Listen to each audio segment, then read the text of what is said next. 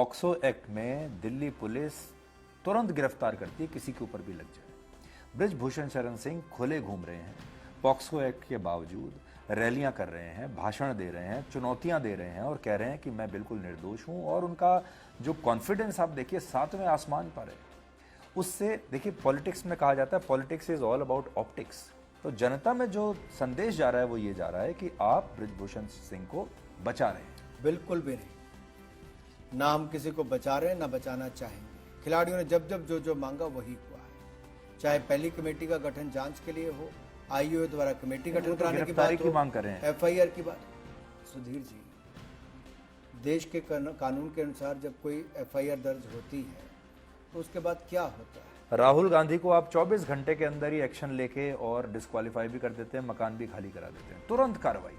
बृजभूषण शरण सिंह के मामले में आप कानून गिनाने लगते हैं, आप कहते हैं कि नहीं नहीं पूरा प्रोसीजर किया जाएगा और कोई कार्रवाई नहीं होती। ये है ब्लैक और व्हाइट में बिल्कुल दो एक केस आपके सामने रखा। आपने जंतर मंतर से क्यों हटा दिया उनको? मैंने कोई नहीं हटाया। आप खुद सोचिए सर, पॉक्सो एक्ट में दिल्ली पुलिस तुरंत गिरफ्तार करती है किसी के ऊपर भी लग जाए। बृजभूषण शरण सिंह खुले घूम रहे हैं, पॉक्सो एक्ट के बावजूद रैलियां कर रहे हैं, भाषण दे रहे हैं, चुनौतियां दे रहे हैं और कह रहे हैं कि मैं बिल्कुल निर्दोष हूं। और उनका जो कॉन्फिडेंस आप देखिए सातवें आसमान पर है। उससे देखिए, पॉलिटिक्स में कहा जाता है politics is all about optics. तो जनता में जो संदेश जा रहा है वो ये जा रहा है कि आप बृजभूषण सिंह को बचा रहे हैं। बिल्कुल भी नहीं। ना हम किसी को बचा रहे हैं ना बचाना चाहेंगे। भारत सरकार चाहती है कि निष्पक्ष जांच हो, उचित कार्रवाई हो, चार्जशीट जल्द दायर की जाए और हम इससे कभी पीछे नहीं हटे। खिलाड़ियों ने जब जब जो मांगा वही हुआ है। चाहे पहली कमेटी का गठन जांच के लिए हो, आईओए द्वारा कमेटी गठन कराने की बात हो, मांग कर रहे हैं, एफआईआर की बात। सुधीर जी, देश के कानून के अनुसार जब कोई एफआईआर दर्ज होती है तो उसके बाद क्या होता है? पुलिस तो कानून के अनुसार जांच करके चार्जशीट दायर करके फिर अगली कार्रवाई करती है। अब मैं आपको एक ब्लैक एंड व्हाइट में दो उदाहरण देता हूं। राहुल गांधी को आप 24 घंटे के अंदर ही एक्शन लेके और डिस्क्वालीफाई भी कर देते हैं, मकान भी खाली करा देते हैं, तुरंत कार्रवाई। बृजभूषण शरण सिंह के मामले में आप कानून गिनाने लगते हैं, आप कहते हैं कि नहीं नहीं पूरा प्रोसीजर किया जाएगा और कोई कार्रवाई नहीं होती। ये है ब्लैक और व्हाइट में बिल्कुल दो एक केस आपके सामने रखा। ये कहने के लिए बहुत आसान लगता है, जैसे आपने कहा, इसका उत्तर मैं देना चाहूंगा।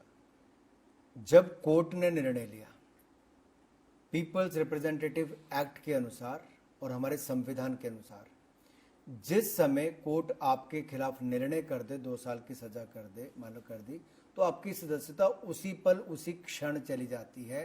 उसमें ना लोकसभा को कुछ करना है ना सरकार को कुछ करना है। ये कोर्ट के ऑर्डर के कारण हुआ। इसमें बचने का लाभ कांग्रेस कैसे कर सकती थी? राहुल गांधी जी ये कर सकते थे कि उसमें अपील दायर करते और उनके दंड पे रोक लगती तो उनकी सदस्यता बची रहती। अहंकार के कारण राहुल गांधी जी ने वो नहीं किया। न ओबीसी समाज से माफी मांगी, न अपील की और उनकी सदस्यता चली गई। तो ये केस अलग है। दूसरा, किसी भी केस में किसी के खिलाफ कोई शिकायत दर्ज होती है तो कभी प्रिलिमिनरी इंक्वायरी, एफआईआर दर्ज करना, फिर उसके बाद चार्जशीट दायर होती है और गिरफ्तारी से लेके अगली सजा का काम भी किया जाता है। पुलिस ने देश के कानून के अनुसार ही काम आगे बढ़ाया है और मुझे पूर्ण विश्वास है निष्पक्ष जांच से हमारे खिलाड़ी, देश, सब लोग खुश होंगे, क्योंकि पुलिस का इसमें कोई एजेंडा नहीं है। हम सब चाहते हैं कि सच्चाई देश के सामने आए और सच्चाई सामने आने के बाद उचित कार्रवाई। देखिए, आप खेल मंत्री हैं, आपके पास कुछ तो ऐसी जानकारी जरूर होगी जो हमारे पास नहीं है। आपको तो पता होगा कमेटी क्या कह रही है, आपको यह भी पता होगा जांच किस तरफ जा रही है। आप क्या बताना चाहेंगे इस देश को अभी तक के बारे में? आपको क्या लगता है इसमें से कौन झूठ बोल रहा है? ना ये आप कहेंगे ना मैं कहूंगा, ये पुलिस की चार्जशीट बताएगी। देखिए, जैसे आपने कहा या पहले एक बयान आए खिलाड़ियों के कि हम मेडल जीत के लाए, हमने कहा हमसे सबूत क्यों मांगते हो? लेकिन अगर किसी भी कोर्ट में जाएंगे, पुलिस को भी जाना होगा मान लीजिए, तो वो सबूत के आधार पे ही चार्जशीट फाइल करेंगे। मेरा सिर्फ यहाँ पे इतना है, आप पुलिस को अपना काम पूरा करने दीजिए, उनको अपनी चार्जशीट दायर करने दीजिए और उसके बाद आपके सामने सब जाएगा।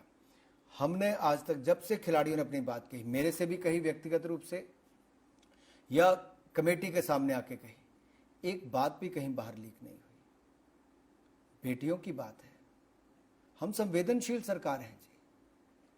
हम बिल्कुल नहीं चाहते कि किसी बेटी ने अपना कोई बयान दिया हो तो किसी का कोई बाहर जाए, आज तक नहीं गया।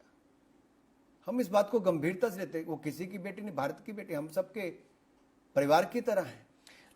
लेकिन सुधीर जी, कानून जो देश का है उसके अनुसार ही प्रक्रिया आगे बढ़ेगी।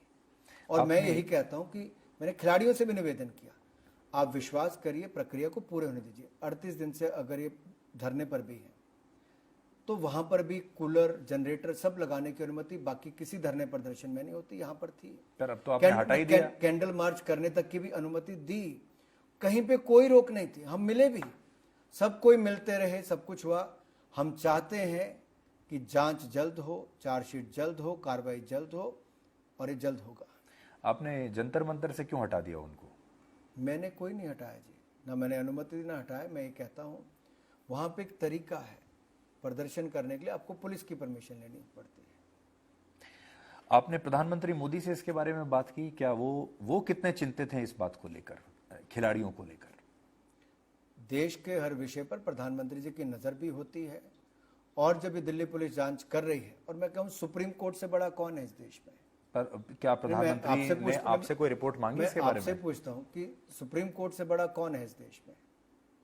सुप्रीम कोर्ट में भी जब दिल्ली पुलिस ने कहा कि हम एफआईआर कर रहे हैं, जांच करें, तो सुप्रीम कोर्ट ने क्या कहा आगे से कि जो आपने अपनी इसमें मांगा वो पुलिस ने कर दिया, एफआईआर दर्ज, इसके अलावा आपके पास कुछ होगा आप मजिस्ट्रेट कोर्ट में जाइए।